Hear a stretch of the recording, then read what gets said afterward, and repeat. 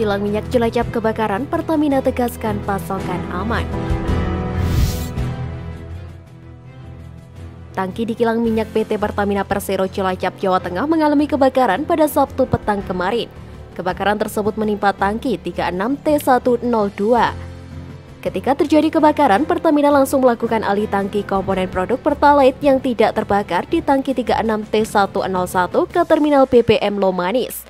Dalam upaya memadamkan api, perseroan menggunakan foam monitor dengan kapasitas penuh, water sprinkle, dan truk pemadam kebakaran agar api tidak menyebar ke tangki-tangki lain.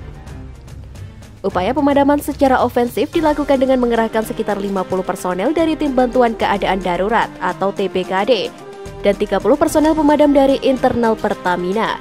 Perseroan juga melakukan koordinasi dengan TNI dan Polri untuk mengamankan kondisi di lokasi sekitar area kejadian.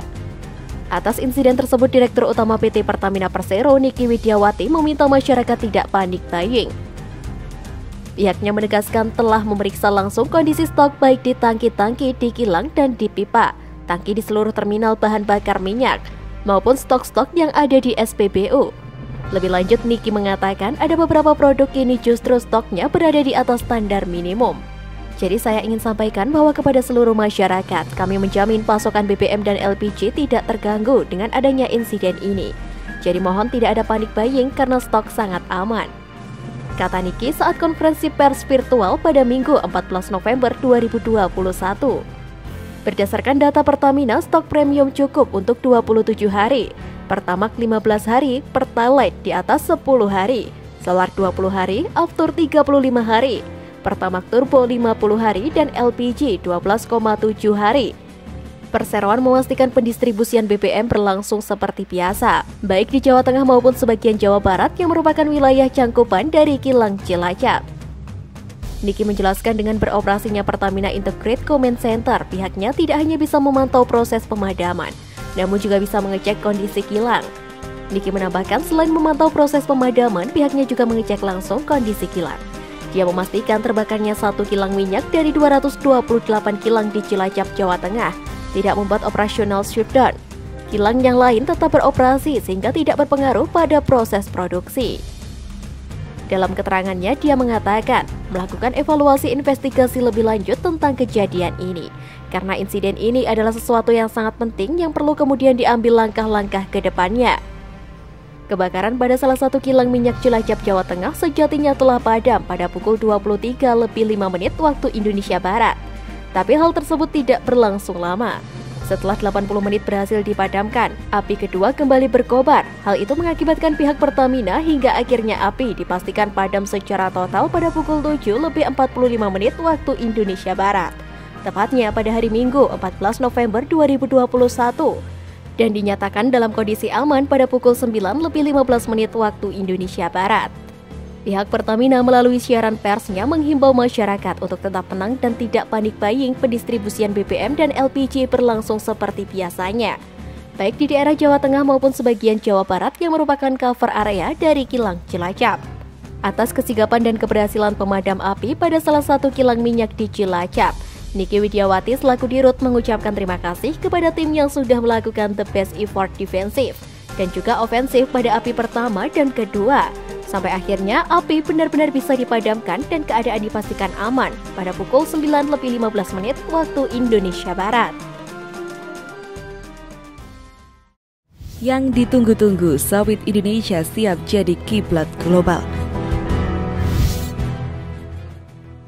Kelapa sawit merupakan salah satu komoditas dari sektor pertanian yang memiliki daya tahan dan yang ikut serta menopang pertumbuhan ekonomi di kuartal 3 tahun 2021. Industri kelapa sawit juga berkontribusi dalam penciptaan lapangan kerja baik langsung maupun tidak langsung. Pemerintah memiliki visi agar industri sawit Indonesia dapat menjadi produsen sawit terbesar dan mendorong hilirisasi atau pengembangan produk turunannya. Optimis laju pertumbuhan ekonomi Indonesia hingga 2021 sesuai target.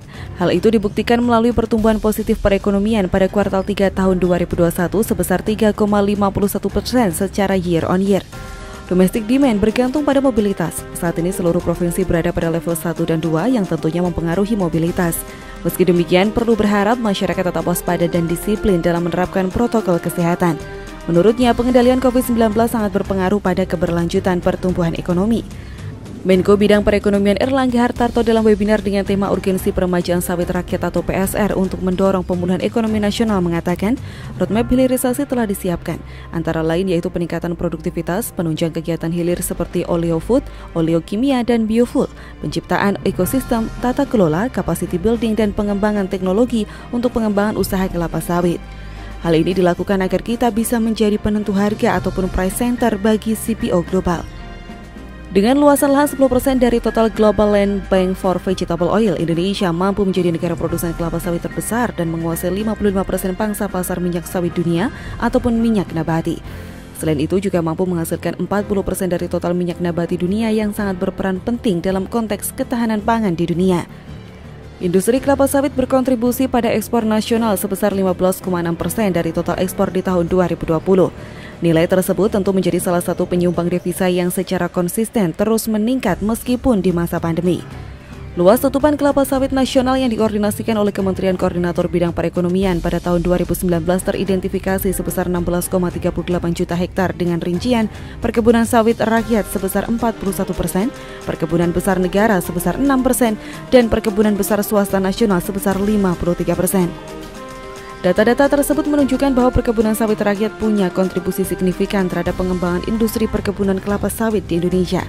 Selanjutnya, Menko Erlangga juga menegaskan bahwa program peremajaan sawit rakyat menjadi krusial sebagai upaya peningkatan produktivitas dan penguatan sumber daya manusia, serta meningkatkan kesejahteraan petani. Program PSR juga berkontribusi di masa pandemi COVID-19 dengan penyerapan tenaga kerja dan memunculkan multiplier effect yang positif di daerah. Program PSR merupakan program strategis nasional agar produktivitas masyarakat bisa meningkat, menjaga luasan lahan dan lahan yang ada bisa dioptimalkan. Pemerintah juga terus berkomitmen melakukan replanting dengan target seluas 540.000 hektar yang tersebar di berbagai wilayah di Indonesia. Bagi lahan yang produktivitasnya kurang dari 4 ton bisa ditingkatkan dengan program replanting dan bibit unggul yang berbasis pada good agricultural practices. Sementara itu, pada awal November 2021 harga CPO masuk pada level yang tinggi, yaitu $1.435 per ton, serta nilai tukar petani meningkat dengan harga antara Rp2.800 per kilogram sampai Rp3.000 per kilogram untuk tandan buah segar. Dari segi tantangan, terdapat kompetisi minyak sawit yang semakin kompleks dengan berbagai hambatan non-tarif seperti ISPO yang belum dianggap sama standarnya dengan RSPO dan masing-masing negara, termasuk Malaysia mempunyai standarnya sendiri yaitu MSPO.